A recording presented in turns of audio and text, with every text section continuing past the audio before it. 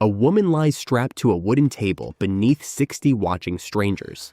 The surgeon looks up, asks the gallery to time him, and cuts. She is awake for all of it. For almost all of human history, this was surgery. The only mercy the surgeon could offer was the speed of his knife. The operating theater was not named for drama. It was named for shape. Tiered rows climbed the walls like a small amphitheater, the same form the Romans had used for gladiatorial games. Students packed the lower benches. Visitors and curious citizens paid for a seat in the upper gallery. The surgeon stood at the center. The patient was laid out beneath him. The room's main light came from a skylight overhead, because daylight was the most reliable light available before modern surgical lighting. Because of that skylight, operations were timed for midday. Not because midday was convenient for the surgeon or the patient, because it was the only hour bright enough to see what you were cutting. The patient was prepared with what was available. A leather strap cinched the wrists. A wooden bite block, sometimes called a mouth gag, was set between the teeth. Some accounts describe a large wooden pole for the patient to clamp down on, something to bite until the jaw ached. If the hospital was generous, a dose of alcohol or opium was poured in beforehand. None of it was meant to stop the pain. All of it was meant to stop the thrashing. Then the surgeon cut.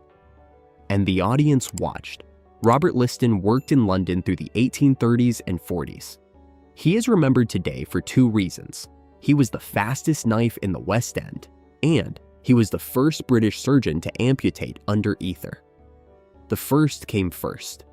Liston stood around 6'2".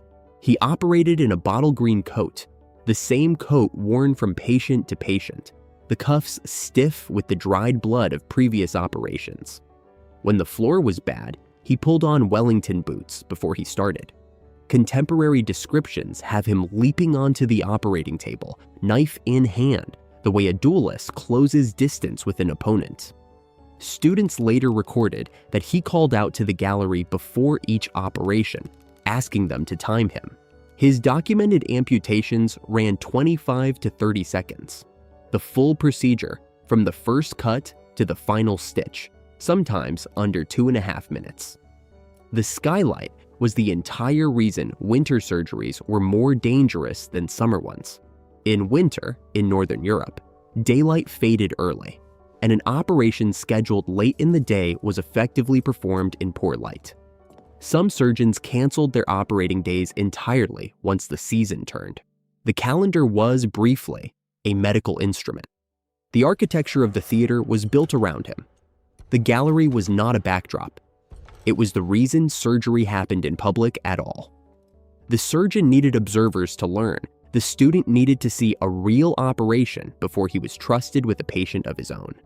The patient, the one strapped to the table, the one whose leg was about to come off, was the tuition. Speed was the only mercy the surgeon could give. The faster the cut, the smaller the shock to the body. The smaller the shock, the less blood the patient lost. The less blood lost, the better the odds the patient did not die on the table. A surgeon who lingered was a surgeon who killed. The fastest knife in the room was, by definition, the kindest. So Liston raced, and the gallery timed him, and somewhere below, a person strapped to wood bore the price of both. What the gallery never saw was the other side of the table. In 1811, a 59-year-old English novelist named Fanny Burney learned she had a tumor in her right breast. She had suspected it for months.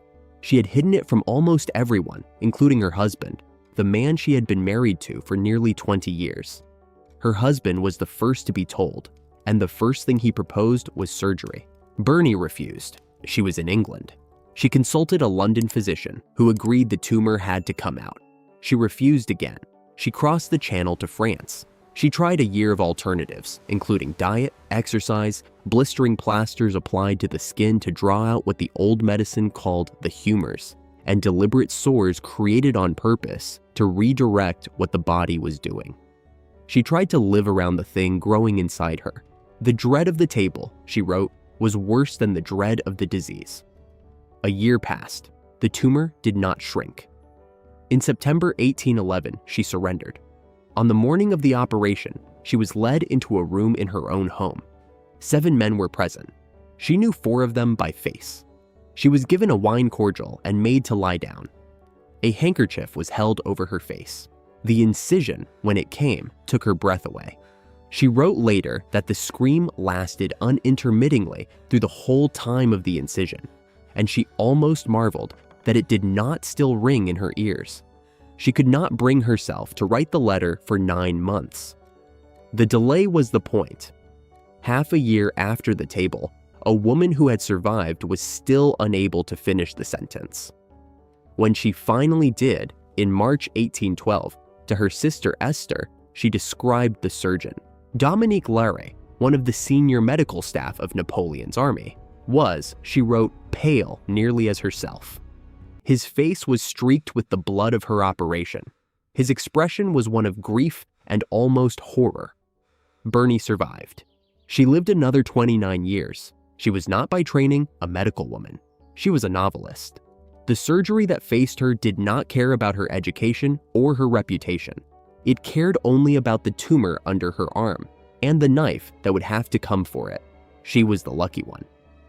In major metropolitan hospitals of the same era, between 40 and 60% of amputation patients died on the ward afterward. Hospital gangrene, which we now understand to be primarily streptococcal, but also involving other bacteria, moved through surgical floors like fire through dry grass. Students and house surgeons at major London hospitals periodically died of infections acquired on the wards. Contagion was visible to anyone who worked there. What caused it was not understood. The cost fell hardest on the patients the knife could not reach in time, a tumor too deep, a bullet lodged where no scalpel could follow, a compound fracture that could not be set without agony. For them, surgery was a last resort, and the last resort often killed them. A London surgeon of the period was known to describe walking to the operating room as like going to a hanging. He was sometimes known to weep afterward, and once to vomit, and to need an hour alone before he could see another patient. He was not the patient. He had been trained to use the knife. Burney had told herself during the year of delay that the dread was worse than the operation. The dread had been a lie. The dread had been a dress rehearsal. Nothing that came afterward could compare to the year of knowing it was coming. The ones who were not trained, the ones strapped to the wood, had no such release. They had only the leather and the bite block and the gallery overhead and the silent private knowledge of what the morning would bring. People had been trying to dull the pain for thousands of years. None of it held. The Sushruta Samhita, a surgical text from India, whose surviving form was compiled somewhere between several centuries BCE and the early centuries CE, advised wine fumes combined with cannabis incense before an operation. The patient was to inhale until intoxicated. The effect was sedation, not analgesia. The patient was duller. The pain was the same. In 13th century Salerno, in southern Italy, a school of physicians refined what became known as the soporific sponge. A sponge was soaked in a mixture of opium, mandragora, hemlock juice, and other substances, dried and then moistened and held under the patient's nose at the moment of surgery. The technique is associated with Theodoric of Lucca. Ibn Sina, known in the West as Avicenna, described the same method in his Canon of Medicine in the year 1025, the most influential medical textbook of the medieval world. The technique persisted into the 19th century. In medieval England, a draught called dwale combined bile, from a boar for a man, from a sow for a woman, mixed with alcohol, opium, lettuce juice, bryony, henbane, hemlock, and vinegar. It appears in late medieval English household manuals. Most patients who drank it lost consciousness. Few woke in less pain than they would have without it. By the 1840s, the most promising recent answer was mesmerism, the theory that a trained operator could induce a trance-like state through suggestion and touch.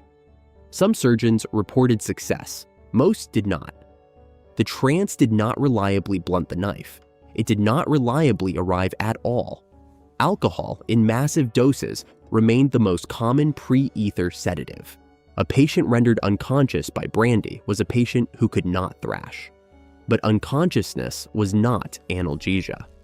A man too drunk to move could still feel the saw. The pattern was the same across 6,000 years. People tried. They got partial answers. The partial answers held just long enough to be tried, and not long enough to be trusted. The knife waited. In October 1846, a Boston dentist named William Morton demonstrated that ether, inhaled through a sponge, could render a patient unconscious during surgery without killing him. The demonstration worked. News of it crossed the Atlantic by packet ship, taking about 2 weeks. The news reached Liston before any formal report. By the 21st of December, 1846, less than 2 months later, he had scheduled the first public operation under ether in Europe at University College Hospital in London. One can imagine the urgency. A surgeon who had been cutting into people for 20 years and who knew exactly what he had been doing to them did not need a committee to recognize the value of ether. The patient was a butler named Frederick Churchill. He had a leg removed. He woke afterward. According to the students who watched from the gallery, his first words were, "When are you going to begin?" The audience laughed. Then they understood what had happened. The man had felt nothing. The surgery was over. Liston, by the account that survives, called the new technique, in the British style of understatement, a Yankee dodge that beat mesmerism hollow. The remark was approval, not dismissal. He had just amputated a leg under ether that morning. The man who had been the fastest knife in the room had, for the first time in his career, not needed to race. Mesmerism, the previous best hope for pain-free surgery, had been a theory wrapped in a stage act. Ether worked on anyone. It did not require belief. It did not require the patient to be suggestible, or wealthy, or European. It worked on the butler from the kitchen as well as it worked on the patient in the private ward. For a few weeks, the story seemed resolved. A chemical had been found. Pain could be turned off. Surgery, the oldest medical horror, was over. It was not over. The relief worked, and the men who could have administered it sometimes refused. Charles Delusina Meigs was a professor of obstetrics at Jefferson Medical College in Philadelphia, a respected teacher, a man whose textbooks shaped American practice.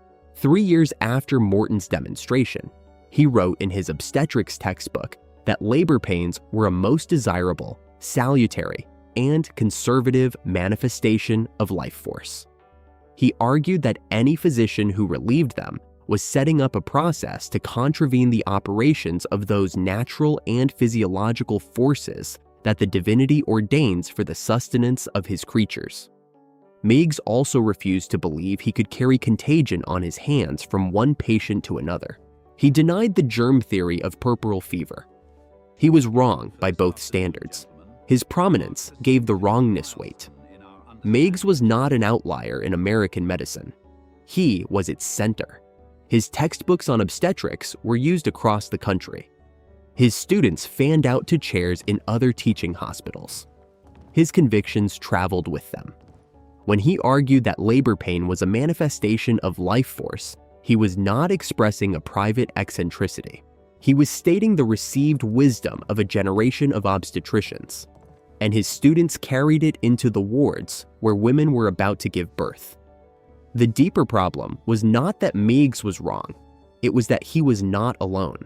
In medical schools across Europe and the United States, prominent physicians argued that pain in surgery was not a thing to be eliminated, but a thing to be endured, and that interfering with it was interference with a natural order. The religious language, Genesis, the curse of Eve, the labor of bringing forth children in pain, was sometimes invoked. Historians who have gone back through the record now believe most of that religious framing was manufactured in retrospect, principally by the very doctors who wanted to defend their position by giving it a clerical flavor. The actual resistance was overwhelmingly medical. It came from men with chairs and textbooks and students. It came from people the patient had been told to trust. The sharpest edge of that refusal landed in a place the women themselves never chose to be. A woman in labor in the 1840s lay in a maternity ward and screamed for hours, sometimes days. Her neighbors in the next bed screamed too. The ward did not quiet. There was no ward that quieted. Across Europe and the United States, somewhere between 600 and 900 mothers per 100,000 live births did not survive the year after delivery. The mortality was not new. What was new was that the relief to prevent some of it had just been found. James Young Simpson, a Scottish obstetrician in Edinburgh, introduced chloroform in November 1847 and used it in childbirth the same year. He anticipated the religious objection, the Genesis argument about the curse of Eve and labor as a divine sentence, and preempted it in a pamphlet that December. He pointed out that Genesis 2:21 describes God putting Adam into a deep sleep before removing the rib from which Eve was made. If the Almighty himself used anesthesia for the first surgery, Simpson wrote, the objection to its use in childbirth was, at best, selective. Simpson won the argument in print. He did not win it at the bedside. Simpson was a complicated figure. He pushed chloroform on his patients with a missionary's enthusiasm, occasionally before the women themselves had agreed. He sent his students out to evangelize for it. He wrote pamphlets, gave speeches, buttonholed clergy. He believed he had been handed the most important medical discovery of the century, and he intended to see it used. The resistance he met was not, in his telling, from clergymen. It was from physicians. He may have overplayed the clerical opposition in his pamphlets to make the medical opposition look reasonable by comparison. The record, read carefully, suggests he was right about who was doing the resisting. The resistance that mattered was not in pulpits. It was in teaching hospitals, where senior obstetricians told their students that the pain of labor was natural, conservative, even beneficial, and that a physician who relieved it was practicing bad medicine. Women in maternity wards asked for relief. Some received it, most did not. The physicians who refused were not outsiders. They were the authorities. They signed the orders. They decided on behalf of patients they would never themselves feel that the pain was doing something the body required. The argument changed the moment it reached the throne. In April 1853, Queen Victoria gave birth to her 8th child, Prince Leopold, at Buckingham Palace. Her physician, John Snow, administered chloroform on a handkerchief in small doses through the labor. Victoria later described the experience as delightful beyond measure. In the same decade, on the maternity wards of the same country, the women who asked for the same relief were still being told no. Prince Albert, the Queen's husband, became an advocate. The technique acquired a name in the British press, anesthesia à la reine, anesthesia, the way the Queen had it. The official court circular had not formally announced the use of chloroform. The Lancet publicly questioned whether she had actually used it, but the story had already traveled. A reigning monarch had accepted the relief. The argument that labor pain was ordained, untouchable, and necessary had been answered by a woman who could have had any physician in Britain, and had chosen the one who would give her the chloroform. It still took decades for organized medicine to follow. In 1888, more than 30 years after Queen Victoria's chloroform, the American Medical Association had to formally dismiss religious objections to obstetric anesthesia as absurd and futile. The resistance had lasted a generation beyond the moment the relief became possible. Some of it had never been about religion at all. The sharpest fact in this history is not that the resistance lasted. It is that the women who suffered through it were the same women who had been told by the same physicians that their suffering was ordained and necessary. The relief was in the next room. The refusal was by conviction. The cost was paid in the body of the patient. In a modern operating room, a patient lies on a table that does not shake. An anesthesiologist counts backward from 10. Somewhere around 8, the sentence loses its end. The lights are stable. The room is quiet. A surgeon who finishes an operation in 90 minutes is unhurried, not incompetent. A patient who wakes without remembering the table is unremarkable, not lucky. Every time a surgery begins with a count backward from 10, every time a patient is asked to breathe in and let the rest dissolve, the centuries before that count are still in the room. The strap on the wrist, the bite block between the teeth, the gallery overhead, the man who decided on behalf of every patient he would never meet that pain was doing them good. None of that is far away. None of it is ancient. The era that made speed the only mercy ended less than 2 centuries ago. The dial is a small thing. The forgetting of what it replaced is the most expensive forgetting the modern world has ever done. What is the strangest old remedy you have ever heard of? Tell us in the comments and subscribe for more origins next week.